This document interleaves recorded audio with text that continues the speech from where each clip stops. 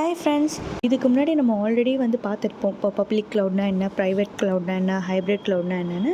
So அது வந்து cloud computing மூலிமா சர்வரோட, ஸ்டோரேஜோட, மொபைலோட, அப்ளிகேஷனோட, டேட்டா பேஸோட, ஸோ இது கூட எப்படி கனெக்ட் ஆகுது அப்படின்னு சொல்லிட்டு நம்ம பார்க்குறோம். ஓகேங்களா? ஸோ ஆல்ரெடி இப்போ பார்த்தீங்கன்னா வந்து க்ளவுட் கம்ப்யூட்டிங் சர்வீசஸோட ப்ரொவைட் பண்ணுறாங்க. ஓகேவா? அப்போ அவங்க ஆல்ரெடி வந்து சர்வரோட, மொபைலோட, அப்ளிகேஷனோட, டேட்டா பேஸோட கனெக்ட் ஆகிருப்பாங்க.